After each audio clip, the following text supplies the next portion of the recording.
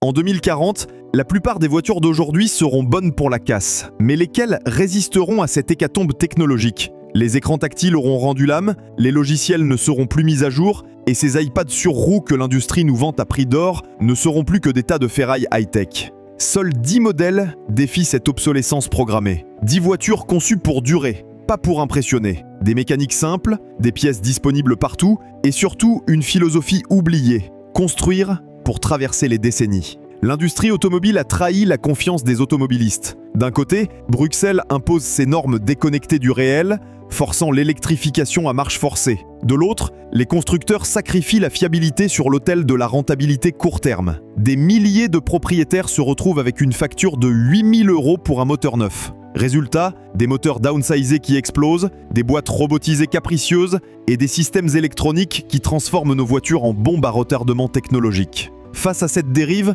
certains modèles résistent. Ils privilégient la mécanique éprouvée aux gadgets éphémères, la chaîne de distribution à la courroie humide, le moteur atmosphérique au turbo fragile. Ces voitures-là ne cherchent pas à séduire les journalistes lors des essais presse. Elles visent plus haut, fonctionner encore dans 20 ans quand leurs concurrentes high-tech seront depuis longtemps parties à la casse. Premier modèle de cette sélection, la Toyota Corolla génération E18, celle produite entre 2013 et 2018. Sous son capot, pas de miracle technologique, juste la recette japonaise millénaire, un moteur atmosphérique à chaîne de distribution. 2 cylindrés disponibles, le 1,6 litre valvematique de 132 chevaux et le 1,8 litre de 140 chevaux. Zéro turbo, zéro injection directe fragile, zéro complication. Cette mécanique traverse les kilomètres avec une régularité d'horloge suisse. Les flottes de taxis du monde entier le confirment. Selon les données de la Professional Taxi Drivers Association, 400 000, 500 000, parfois 600 000 km au compteur,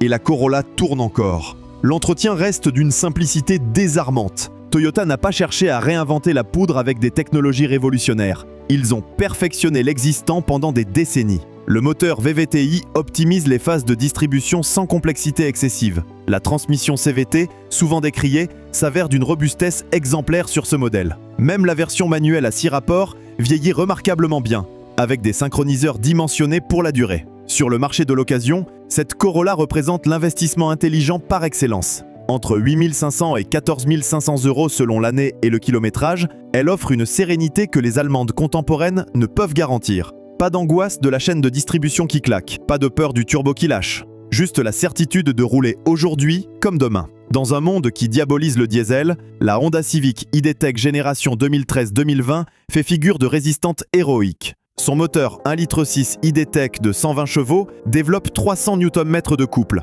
suffisant pour emmener cette compacte avec autorité sur tous les terrains. Mais le plus impressionnant reste sa sobriété. 4 litres à 4,5 litres au 100 km, même en usage mixte soutenu avec climatisation et charge. Cette mécanique Air Engine, issue du programme Earth Dreams, incarne l'excellence Honda en matière de diesel. Contrairement aux créations européennes, bourrées d'AdBlue et de systèmes anti-pollution capricieux, ce moteur reste d'une simplicité technique désarmante. La chaîne de distribution assure la fiabilité sur le long terme. L'injection Bosch, éprouvée depuis des décennies, limite les pannes électroniques. Même la vanne EGR, talon d'Achille des diesels modernes, se montre résistante sur cette Honda, grâce à une gestion thermique intelligente. Les études de fiabilité Consumer Reports confirment cette réputation d'endurance. Les professionnels qui cumulent les kilomètres, représentants de commerce, artisans, livreurs, rapportent une longévité remarquable. Plus de 300 000 km sans souci majeur devient la norme sur cette Civic. L'entretien reste économiquement raisonnable. Vidange tous les 15 000 km,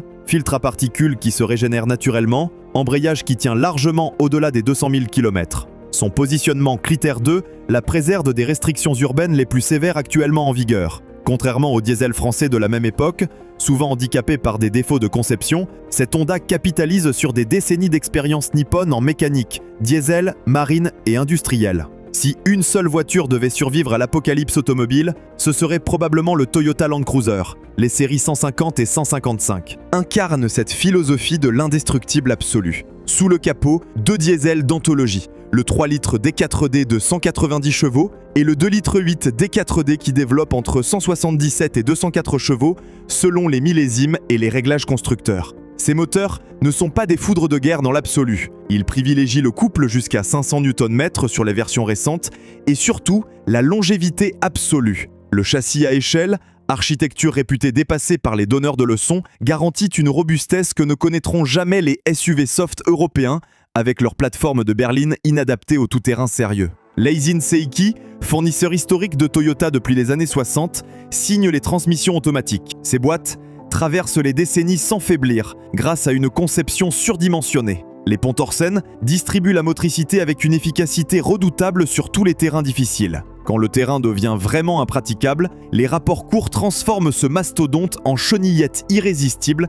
capable de franchir des obstacles impensables. L'entretien suit la logique Toyota, prévisible et économiquement raisonnable. Vidange moteur tous les 10 000 km, huile de pont tous les 60 000, embrayage qui dépasse allègrement les 250 000 km, au prix de l'occasion, entre 22 000 et 45 000 euros selon l'année et l'équipement, ce Land Cruiser représente l'investissement patrimonial par excellence. Dans 15 ans, quand les SUV électriques d'aujourd'hui auront rejoint les décharges avec leur batterie morte, lui roulera encore. L'hybridation, quand elle est signée Toyota, change complètement de nature et de fiabilité. Le Lexus RX 450 Hush, produit entre 2009 et 2019, en apporte la démonstration éclatante. Son système HSD, hybride Synergy Drive, développe 299 à 313 chevaux selon les millésimes. Mais surtout, il fonctionne réellement, vraiment. Contrairement aux hybrides rechargeables européens, qui multiplient les pannes électroniques, ce Lexus repose sur une technologie parfaitement éprouvée. Les batteries nickel-hydrure métallique des premières générations, puis lithium-ion sur les plus récentes, vieillissent remarquablement bien. 10 ans, 15 ans après leur sortie d'usine, ces RX 450 Hush conservent leur performance hybride originale. Le secret réside dans la gestion thermique exemplaire de ces batteries, développées depuis des décennies. Toyota maîtrise cette technologie depuis la première Prius de 1997. Ils ont eu le temps de corriger tous les défauts de jeunesse. Résultat, une fiabilité que les constructeurs européens, arrivés tardivement sur ce segment, peinent encore à égaler. Cette fiabilité a évidemment un prix, entre 15 000 et 35 000 euros selon l'année et le kilométrage. Mais pour accéder à un SUV premium, capable de tenir jusqu'en 2040, tout en consommant moins de 7 litres au 100 km, l'investissement se justifie économiquement. Dans l'univers saturé des SUV compacts, le Suzuki Vitara première génération, moderne, 2015-2018, fait figure d'ovni technique. Pas de moteur turbocompressé capricieux, pas d'électronique envahissante, pas de gadget destiné à tomber en panne. Juste un moteur 1,6 litre atmosphérique à chaîne de distribution qui développe 120 chevaux avec une régularité parfaite. Cette mécanique ne révolutionne absolument rien dans l'absolu. Elle applique simplement les recettes japonaises éprouvées depuis des décennies. Conception robuste, matériaux de qualité, tolérance serrée. Le résultat s'avère probant, une consommation maîtrisée entre 6,5 litres et 7 litres au 100 km en usage mixte et une fiabilité qui défie la concurrence européenne. L'architecture du Vitara privilégie cette simplicité assumée partout. La version All Grip, avec sa transmission intégrale automatique, ajoute de la polyvalence, sans compromettre la fiabilité fondamentale. Contrairement au système Haldex européen, souvent capricieux, ce 4x4 Suzuki reprend les codes de robustesse qui ont fait la réputation de la marque en tout-terrain depuis les années 80. Sur le marché de l'occasion, ce Vitara représente l'opportunité intelligente par excellence. Entre 11 000 et 15 000 euros, il offre l'espace d'un SUV compact, la fiabilité d'une japonaise et des coûts d'entretien absolument dérisoires. Les pièces détachées restent abordables, le réseau Suzuki couvre correctement le territoire et surtout, la mécanique ne réserve aucune mauvaise surprise financière. Mazda mérite une place particulière dans ce classement de résistants. Leur moteur Skyactiv G, développé entre 2012 et 2019, prouve qu'on peut innover sans sacrifier la fiabilité. Ces mécaniques 2 litres atmosphériques à chaîne de distribution développent entre 120 et 165 chevaux selon les modèles. Mais leur vraie révolution se cache dans les détails techniques. Le taux de compression élevé, 14:1 sur certaines versions, améliore significativement le rendement sans recourir au turbo fragile. L'injection directe, source de tant de problèmes chez d'autres constructeurs, trouve ici une application parfaitement maîtrisée. Les résultats parlent d'eux-mêmes. Consommation contenue, performance honorable et surtout, fiabilité remarquable. Les défauts existent, quelques bobines d'allumage vers 150 000 km, des amortisseurs qui fatiguent, mais ils restent prévisibles et économiquement supportables. Aucune catastrophe moteur comme on peut l'observer sur la concurrence européenne. Cette philosophie se retrouve intelligemment dans l'habitacle. Mazda résiste courageusement à la mode du tout-écran tactile. Leurs interfaces, certes moins spectaculaires que la concurrence, conservent des boutons physiques pour les fonctions essentielles. Dans 10 ans, quand les écrans de la concurrence auront rendu l'âme, ces Mazda restera parfaitement utilisable au quotidien. Sur l'occasion, la Mazda 3 se trouve entre 8 500 et 13 500 €, la 6 entre 10 500 et 16 500 €. Des tarifs qui reflètent une décote normale, sans la chute libre qui caractérise les modèles à problèmes chroniques. Une marque allemande peut-elle rivaliser avec la fiabilité japonaise ? BMW a produit quelques ratés dans son histoire récente, mais la série 5 F10, avec son moteur 530D, fait heureusement exception. Ce 3 litres, 6 cylindres en ligne, décliné en 245 à 258 chevaux selon les millésimes, incarne l'art bavarois à son meilleur niveau. L'architecture N57 privilégie résolument la robustesse. 6 cylindres en ligne, chaîne de distribution, injection Common Rail parfaitement maîtrisée. Ce moteur équipe massivement les taxis allemands qui cumulent les kilomètres autoroutiers dans des conditions draconiennes. Les études ADAC documentent des témoignages de 400 000, 500 000 km parcourus sans reconstruction moteur majeure. La transmission ZF 8 HP, référence mondiale absolue en matière de boîte automatique, complète parfaitement cet ensemble. Cette mécanique traverse les décennies quand l'entretien est scrupuleusement respecté. Vidange tous les 60 à 80 000 km, adaptation occasionnelle, et elle assure un service irréprochable pendant des centaines de milliers de kilomètres. L'électronique, BMW de cette génération reste heureusement raisonnable. Pas encore envahie par les écrans géants et les mises à jour over-the-air, elle conserve une logique automobile traditionnelle parfaitement maîtrisée. Les pannes existent, module EGR, refroidisseur de recyclage des gaz d'échappement, mais BMW assume correctement le suivi de ses campagnes de rappel. Entre 12 000 et 20 000 € selon l'année et le kilométrage, cette série 5 offre l'accès au premium allemand sans les risques technologiques des générations suivantes. Une vraie routière capable de dévorer les kilomètres avec un confort exemplaire. La sophistication technologique n'est pas toujours synonyme de longévité. Le Dacia Duster, première génération, avec son moteur 1,6 litre SCE en apporte la preuve définitive. Ce moteur atmosphérique reprend intelligemment les fondamentaux Renault-Nissan éprouvés depuis des décennies. Pas d'innovation révolutionnaire, juste l'application rigoureuse d'une expérience accumulée. La chaîne de distribution assure la fiabilité fondamentale. L'injection indirecte limite drastiquement les problèmes d'encrassement. Même la gestion électronique reste volontairement basique, donc naturellement fiable. L'architecture générale du Duster privilégie cette simplicité assumée partout. Suspension robuste mais volontairement primaire, direction sans assistance électrique capricieuse, climatisation traditionnelle à détente directe. Chaque composant vise explicitement la durabilité plutôt que la sophistication éphémère. Cette philosophie se traduit concrètement par des coûts d'entretien absolument dérisoires, pièces détachées bon marché, main-d'œuvre accessible, diagnostic sans équipement spécialisé coûteux. N'importe quel garage rural peut parfaitement entretenir un Duster. Dans un monde automobile de plus en plus technicisé, cet avantage devient absolument décisif économiquement. Le marché de l'occasion confirme définitivement cette réputation, entre 10 000 et 14 000 € pour un véhicule qui rendra service pendant des décennies. Pas glamour, certes, mais diablement efficace sur le long terme. Subaru cultive sa différence technique avec obstination depuis des décennies. Le Forester, génération SJ, 2013-2018, illustre parfaitement cette philosophie unique.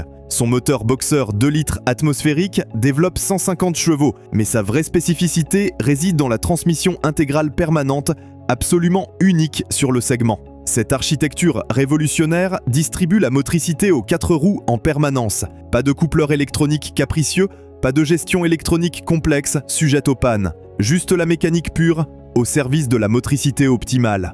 Sur route glissante, en montagne, sur chemin défoncé, cette transmission réalise des merveilles d'efficacité. Le moteur Boxer, avec ses cylindres opposés, abaisse significativement le centre de gravité et améliore l'équilibre dynamique. Sa conception particulière exige effectivement un entretien spécifique, vidange, pont et boîte, tous les 60 000 km, mais assure une longévité remarquable. Les Subaru qui dépassent les 300 000 km ne constituent pas une exception selon les études Which. L'habitacle reste volontairement fonctionnel, sans fioritures inutiles. Subaru ne cède jamais au mode du moment. Leurs interfaces vieillissent bien parce qu'elles privilégient l'ergonomie aux effets visuels spectaculaires. Dans 15 ans, quand les écrans tactiles contemporains auront rendu l'âme, ce Forester conservera toute son utilisabilité quotidienne. Le dernier modèle de cette sélection s'avère être un autre Toyota, le RAV4 non-hybride, de génération 2013-2018. Son moteur 2 litres VVTi développe 150 chevaux, suffisant pour mouvoir ce SUV compact avec aisance dans toutes les situations. Cette mécanique reprend absolument tous les codes Toyota. Simplicité, fiabilité, longévité. L'architecture atmosphérique à chaîne de distribution élimine totalement les risques du downsizing moderne. Pas de turbo à surveiller anxieusement, pas d'injection directe capricieuse, pas de courroie humide à remplacer prématurément, juste un moteur consciencieusement conçu pour traverser les décennies sans faiblir. La transmission, qu'elle soit manuelle ou CVT, vieillit remarquablement bien dans le temps. Toyota maîtrise parfaitement cette technologie depuis des décennies d'expérience.